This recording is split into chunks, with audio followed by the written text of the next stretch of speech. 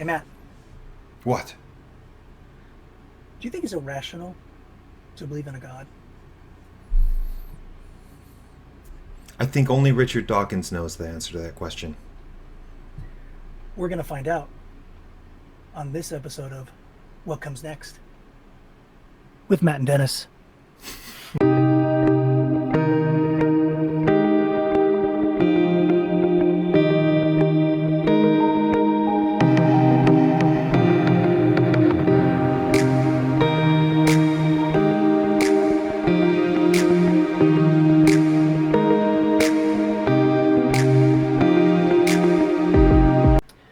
So, Matt, can you give us a quick overview of who Richard Dawkins is and why his views on theism are important?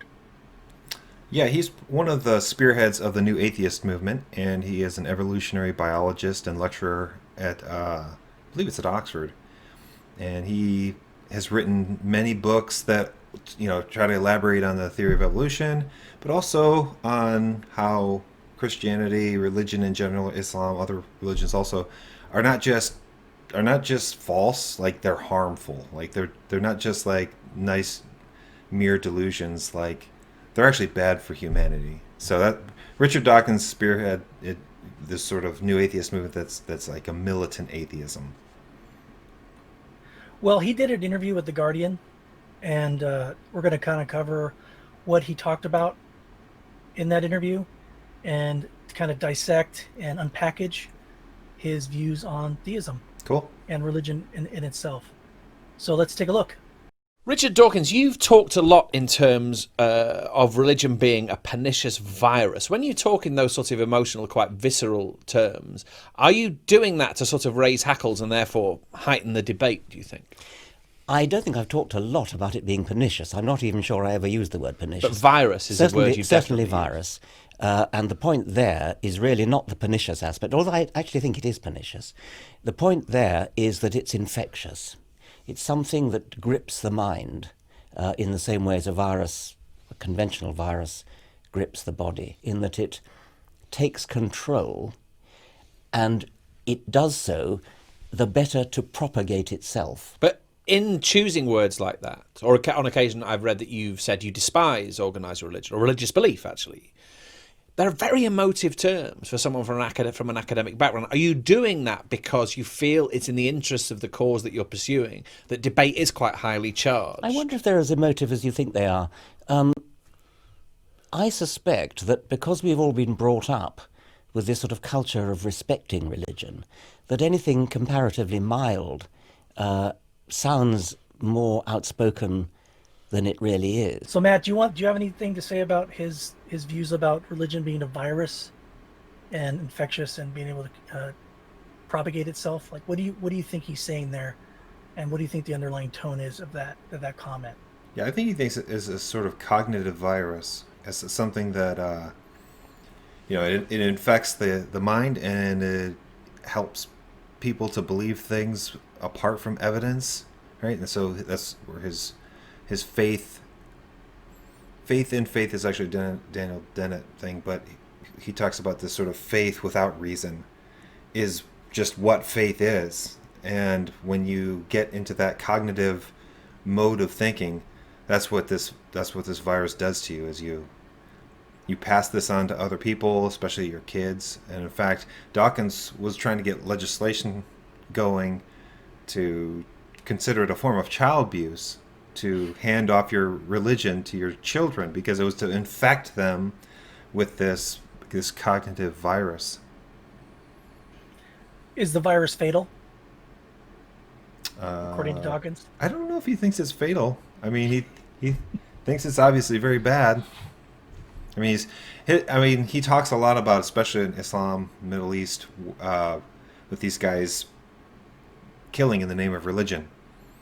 And it seems to go back and forth with other, like Christianity and some other religions, where he sees them as more or less conducive to evil. But I think in general, he seems to have this attitude that religion is evil. A little historical context for this too is when you said that he was trying to pass legislation to make it child abuse to teach your children faith, is that in the Reformation, when the Church of England took over from the Catholic Church in England, there was a law that stated that Catholics could not raise their children in the Catholic faith. And so known Catholics, their children were taken from their family or made to be raised by Anglicans in a hope that would weed out Catholicism amongst the next generation. So interesting. I think that's an interesting correlation between the two. Definitely not new for Britain to have that idea. And Richard Dawkins is English, we should say. Right, Or did you say that? I don't know if you said No, I didn't say that. Yeah.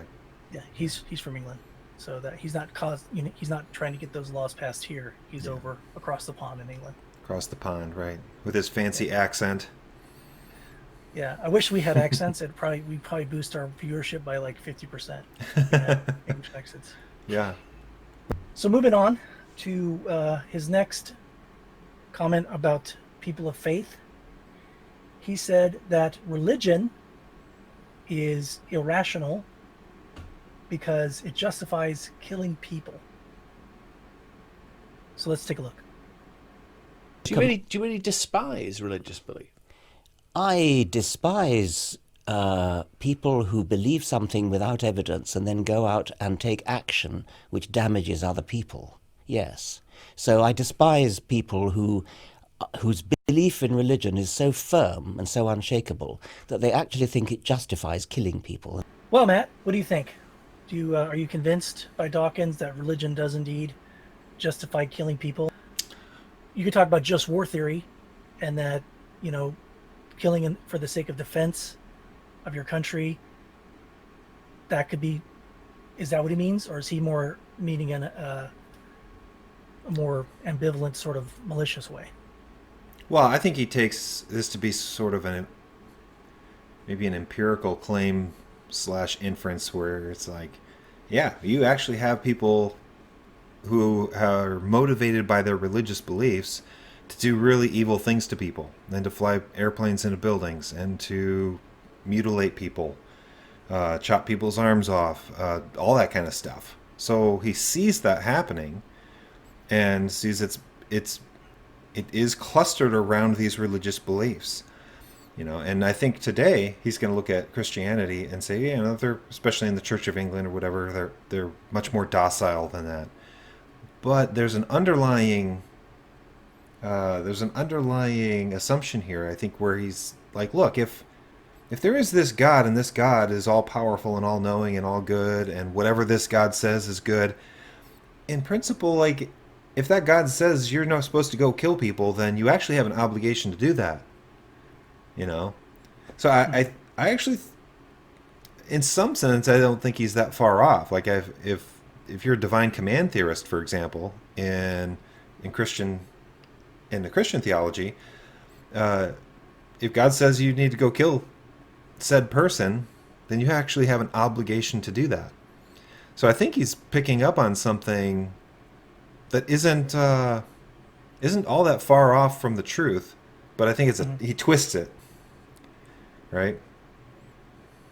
Yeah, I think anybody who hears, the word kill or killing, obviously there's a negative connotation to that. There are instances in the Old Testament where God commanded his people to enter the land of Canaan and conquer it and make it their own land. So you're right. There are instances of killing that has been commanded by God. But I feel that there's, like I said, there's an undertone of judgment on his part for like any killing whatsoever, and that it's just people going in like willy-nilly, like the Crusades, and mostly what he's referring to on a Christian side are the Crusades, because that's where you have people going on an expedition, and then there's a lot of death and there's a lot of killing, and there's also Crusades in Europe that are happening, that are killing people. How do we get out of this, Matt? How do I get out of the conundrum I'm in right now? What should I say? Well, I mean, I think he's onto something, right? Like there is killing in that's motivated by religious considerations. Sure, Mhm. there just I think we have to bite the bullet on that and say he's right. But the question is that wrong? Is that a bad thing? In some cases it might be, and in some cases it may not be. But I don't think you can make some kind of blanket claim that if there is some kind of killing in the name of religion or something like that, that's bad necessarily, right? Mhm. For him, although I think it's necessarily bad because you're doing it based on some fantasy. There is no actual God out there who's all good and all powerful and all knowing, who's commanding people to do these things. So if that's For the the greater back, good, or yeah, if God's commanding you to do it for some sort of greater good, or to stamp out evil. right? Or you could just say, well, look, Dawkins, I mean, all of this doesn't make sense to you because, morally speaking, because you don't think there's anybody who is actually commanding us to do this. Now, That's true. even if there was some God that commanded people, he would just call them evil and sadistic and wretched Mhm. and all that kind of stuff. So he doesn't believe that there's a God, so it's clearly absurd to kill in the name of a God because there is no God. But even if there is a God doing that, then he's not a God worthy of worship, or it's not a God worthy of worship, or something like that for Dawkins. And would you say Dawkins? I guess I've never read him, but I'm assuming he's like someone who's for like abortion. I think is he. I don't know. I'm not sure what is. I know Christopher Hitchens, I think, was pro-life. Interestingly Hmm. enough, I'm not sure where Dawkins stands on that. Well, I'm saying just for sake of argument, if he was for abortion, Oh, then sorry. I guess he's not against some killing, as long as we define it a certain way, right? Sure. Yeah. Okay. But honestly, within Christian theology, there is at least some consensus that good is tied to God, right? And in classical theism, for example, God is goodness. He doesn't just have goodness. Mhm. God is goodness. So there's a very strong tie between God and goodness in Christian religion and in other religions as well. Dawkins is trying to break that off, right? I don't know how you can do that, right, with some kind of naturalistic underpinnings. So, if he can give some kind of naturalistic account for morality, which, at least to my knowledge, is not, none of them have been very impressive, then I don't know. I think we have an advantage as theists that we have some kind of divine being to account for goodness, and some kind of metaphysical account for it. I mean, it's not just a rational one. It's actually a metaphysical account. There's something in reality that accounts for what makes something good. And I guess Dawkins is kind of playing into the residual, maybe, sense of morality in Great Britain that is Yeah. based in Christianity, which says, "Hey, yeah, killing's wrong." Right. Yeah. I Right. mean, We all. he's playing to his audience, saying, "Obviously, my audience thinks killing's wrong. Christians and other people of faith, they kill people sometimes, so therefore, Christianity and other religions are false or are horrible because they do such a thing." Yeah, and interestingly enough, a lot of his rhetoric, like Sam Harris's rhetoric, for example, are largely based on their moral rejection of this God. Like, if there is this God, he's just evil, he's horrible, he's wretched. So why would you ever worship him, even if he did exist, right? So Mhm. it's that moral rejection. And interestingly enough, a lot of Christian theists are going to respond by saying, well, yeah, but you have this moral outrage at this God, but what is it that actually warrants or justifies your claim there? Like, what is it that grounds this objective morality by which you stand and judge the theistic morality, or the morality of God? Now, there are some interesting responses, right? Like, it's not like that's the end of the story, because clearly we do think things like killing people for fun or going and committing genocide, like, that's bad. And if God's morality is anything like ours, well, then why would he do that? Why would he allow that or command it? So it is a more Yeah. tricky problem than just saying, well, you need some kind of ground for morality in order to make your claim. Though that's true, there is a lot of intuitive appeal Like, I don't want to just jettison my moral intuitions to justify theism, right? I want my moral intuitions to somehow comport with my theism, you know? Oh, Dawkins had some interesting things to say about regular Christians that sit in the pews. So let's take a look at his view on regular churchgoers. But your average devout worshipper who's sitting in a pew of a Sunday morning, you Oh, don't of course despise not. No, them. of course I don't. No. What are your feelings towards them? Well, I mean, they're harmless, especially Church of England. I mean, they're harmless. I don't have strong feelings one way or the other. No, of course I don't despise them. So Matt, regular church-going people are harmless little puppies. Yeah. And he would say they're not so much irrational, but I would say delusional? Yeah, definitely delusional. And he probably would say irrational. But they don't know why they're. I mean, I think he would apply rationality to people who study it and know what's being taught, rather than people who he would think they're sheep that are just being fed Yep. a line of baloney, and they're just like eating it, because Yep. they need some sort of hope, or they like holidays that Yep. festive. That's what I think he would think of them as, not necessarily like an irrational being, because you need to employ your reason in order to be irrational, or employ your reason in a wrong way to be irrational. But I think he thinks they're just naive and childlike and deluded. Yeah, it seems like he still has some kind of disdain for the average churchgoer. Not so much like these are horrible threats to society per se. Maybe I kind of heard conflicting things about that. But more like, you are not doing your duty as a human being to use your reason properly. You're believing things without reasons, and you ought not to do that. He's a very strong sense of this sort of intellectual virtue, where you bite the bullet, and if the universe is all there is, and that's just it, and you're just this cosmic speck, you need to accept that. That's what brave human beings do. Instead of just wishing for some being in the sky who's going to make you happy and get to see your family again after you die and take you to this magical place. Like that's a weak-minded person. And yeah, he seems very heck bent. Can I say that? Heck bent on on making people realize how meaningless and devoid of purpose life is. So he's a strong evangelical fundamentalist in that regard, I think. He does interest. So kudos to him.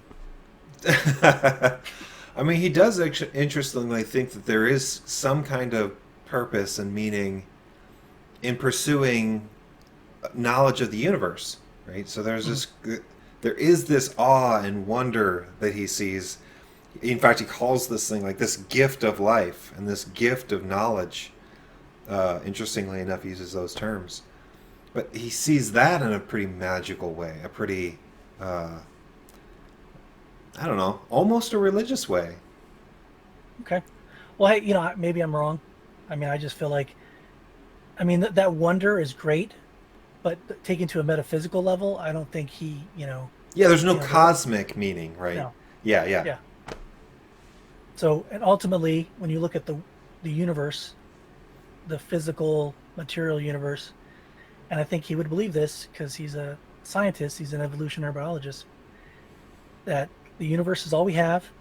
It's spinning towards, its end, and at the end, everything will die of heat death. Yeah. So whether you are a good person or a bad person, or whether you had a great life or not a great life, it all amounts to the same thing in the end. In the end, yeah, you're right. And I think he would say, I'm just trying to flesh out a little bit how he would cash that out, I think. Flesh out how he would cash that out. Yeah. No, because I think you're right. I think you would say something like, in the end, it doesn't really matter, but that doesn't mean that it doesn't matter now. Like, it does matter. But there is no ultimate cosmic meaning, purpose. There's no ultimate, like, outside of humanity imposed on us kind of meaning or purpose or final end, that kind of thing. I think you would think there was some sort of mental handicap on my part for thinking that there needs to be some sort of purpose, ultimate purpose in life. Yeah, I don't Would you say know. that? Yeah. I think you would. I just trying to think of maybe the reason he would give for that. I mean, there would, I think, that be that disdain of you're weak-minded. Yeah, you still want to Yeah. live in some kind of fantasy land. And that's really popular among internet atheists too. I mean, you know this. You watch internet atheists, and there's this disdain. It's not just like a I disagree with you, but I can kind of understand why you might believe this. It's a disdain. It's like this. You're like a Neanderthal. Like, Well, I had my ancestry done, and there was no Neanderthal in my genetic. So wow. I'm not. Wow. I'm not. Wow. So You're not a mostly Neanderthal, nor the descendant of a Neanderthal, no, I'm mostly British. huh? Me and Dawkins have something in common. Yeah. That's it. That's all. So last week we touched upon truth, and we hit a little bit on agnosticism and what it means to not know that you know. And Dawkins has a specific view on those people who claim to have a 50-50 agnostic view. Let's take a look. No, I mean I'm an agnostic too in that sense. In the God Delusion, I made a 7-point scale. 1 was total conviction that there is a God, and 7 is total conviction that there isn't. And I put myself as a 6. Okay, so that's kind of agnostic, but veering towards atheist. And I would be a 6 with respect to fairies and pixies and werewolves and things like that. But there are people who will say, because they're agnostic, that puts them absolutely right in the middle. The probability of there being a God and there not being a God is exactly 50-50. And that, I think, is the wrong sort of agnostic to be, because I think you can sort of put a probability figure on it. You can say, well, I think a God is very unlikely, but I can't actually disprove it. So I'm not a 7, I'm a 6.5 or something like that. And that's where I would put myself. I think you and I talked last week about how that seems to be more of a rational or more of an honest view, rather than the hard line agnostic where you're talking about the global agnostic who thinks, you can't know.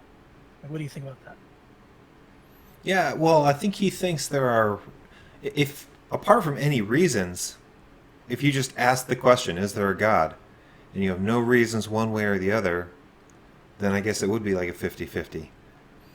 But he thinks he has good reasons, not like necessary conclusions, right? Like, of necessity, there is no God. But he thinks he has good enough reasons to think there probably is no God. And I think, especially coming from a scientific perspective, that makes sense, right? Because there's a lot of things in science where, in fact, most things in science really are probabilistic. It's like, we have a probability of the X event happening based on our observations prior to that event happening, and there's some regularity and repeatability to that. So, yeah, I mean, I think that's pretty consistent with the scientific method and his way of viewing the kinds of conclusions that we can come to and our degree of certainty that we can have of them. And I don't think that's actually all that unreasonable. I think the claim that there definitely is no God, you'd have to have some kind of claim that God is necessarily incoherent, like like necessarily he can't exist. Or there's some kind of logical contradiction entailed in affirming the proposition God exists. And that's a pretty hard thing to find, and yeah, I don't think he's found. I think he would admit that he hasn't found that, but I think he thinks he's got good enough reasons to think, yeah, this kind of God doesn't exist. Okay. So, Well, we can give him that. I mean, if if he doesn't see the evidence, he doesn't see the evidence. yeah, what do you think of his claim? Um, See, that's the thing is agnosticism. I mean, it seems to be an easy way out because obviously you're limited in your knowledge and what you can do, what you can know, and what you can't know. And we're all, I think, all of us can just rest in agnosticism, and that I feel like that's an easy way. I think that's an easy out because we don't have to make any decisions on anything. We just could throw our hands up in the air and say, "Well, I just don't know." But I don't think he's like that. I think he's exploring. But I think he, you can easily remove yourself from what the creator wants if you can just claim that the creator's not there, and you don't know he's there. Mm-hmm. I think it's the easy way out, I think. Because Dawkins sees himself as being this sort of hero, at least it seems to. This strong hero type figure who stands in the face of the multitudes of sheep who believe in religion to advocate for reason and science and the bettering of society by those means. Yeah. I mean, and to many in that community, I think he is a hero.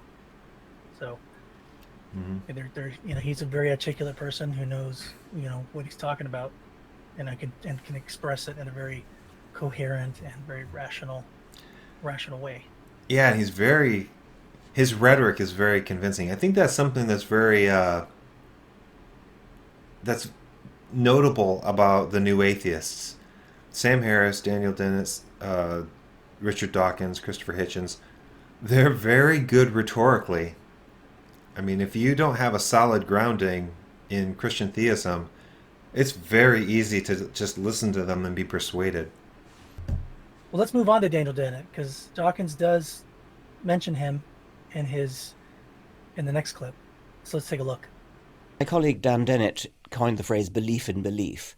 Lots and lots of people are not religious themselves, but they've got a vague idea it's a good thing that other people are. It's very patronizing and condescending, by the way. It's sort of the attitude, well, you and I, of course, are too intelligent to be religious, but the common people need it. Yeah, that's kind of insulting. I just feel like, what if I said that? Like, hey, Matt, you and I are too intelligent to be atheists, but, the pandering intellectuals need it, Like, I just feel like, Right. It just seems like, how do you, I mean, of all the history of Christianity and the major figures in Christian history who are intellectual giants, and you basically say you are more intelligent than, name a theist that is a superstar. I don't get it, how we can even say that. Yeah, right. Like, does Alvin Plantinga just need that psychological crutch? Is that's why he believes it, really? Or Thomas Aquinas? Or Yeah. no, like that's so ridiculously uncharitable. It's hard. It should be laughable. I mean, to just make out Neil deGrasse Tyson does something like this too in the Cosmos series. This super oversimplified narrative of religious history, face to face with science, and basically science is this champion and religion is this villain, and it's almost that simple of a narrative. So you can see though why it's accepted. It's a very simple narrative. Makes for great propaganda. Yeah. And I think too, if you look at like I said, the historical accounts of, I touched upon this in our last podcast, the fact that, who came up with the scientific method, who discovered the Big Bang, who's the father of genetics.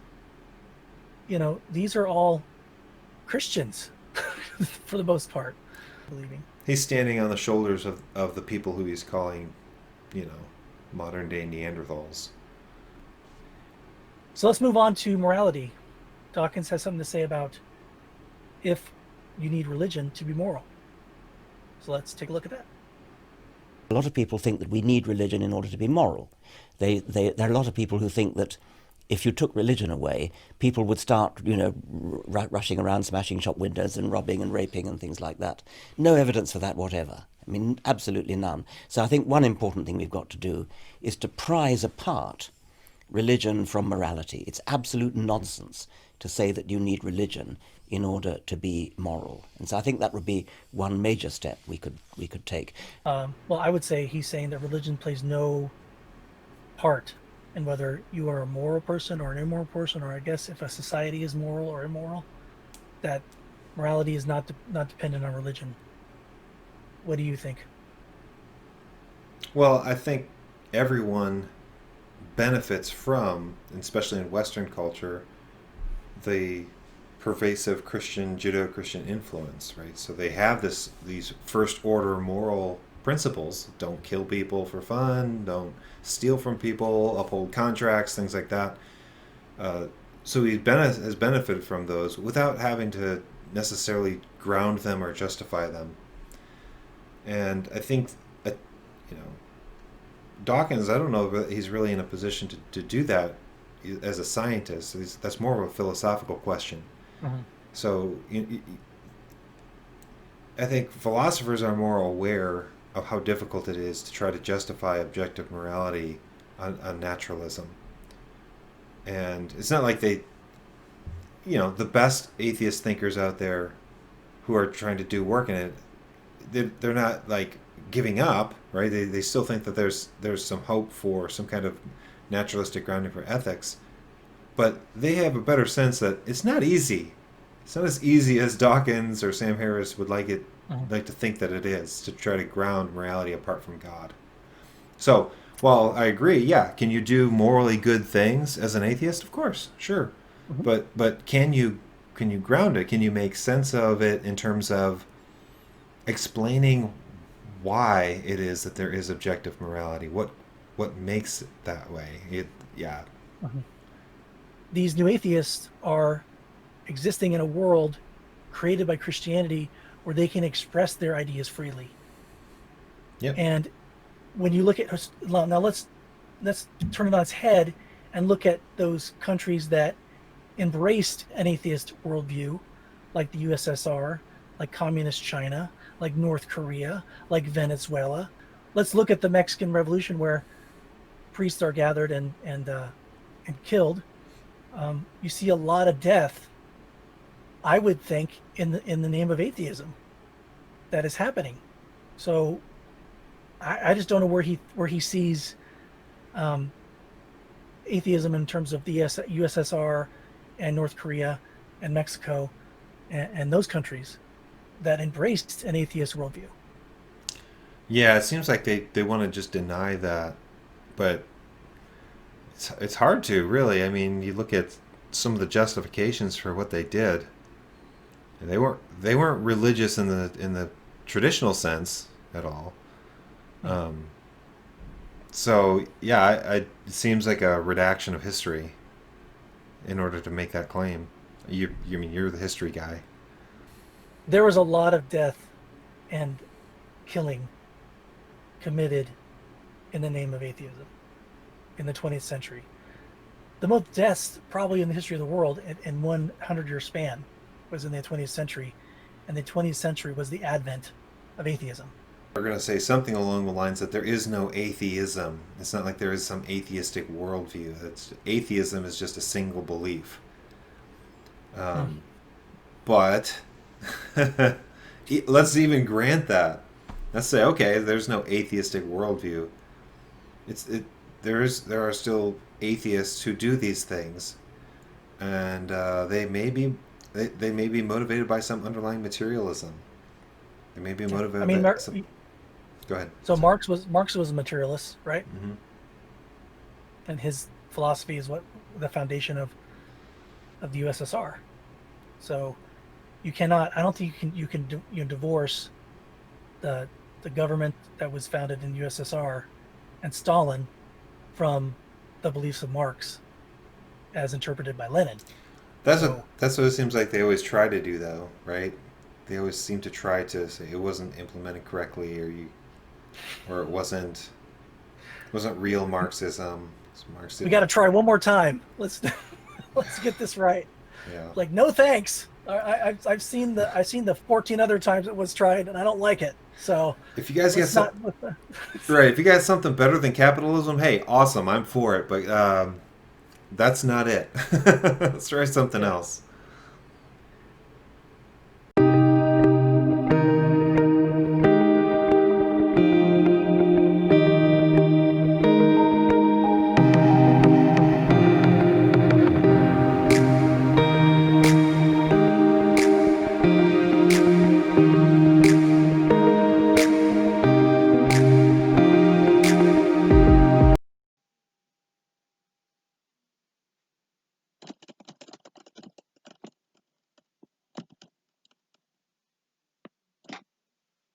You still here? Thanks for joining us on What Comes Next with Matt and Dennis. We've explored the views of Richard Dawkins. It's time for the theists to take a turn. Please join us next time. We'll be looking at the views of theism with Peter Kreeft, professor of philosophy at Boston College. Again, thanks for joining us. And please like and subscribe. And if you have any questions or want us to cover a topic, please indicate in the comment section below. Thank you again for joining us. Take care now.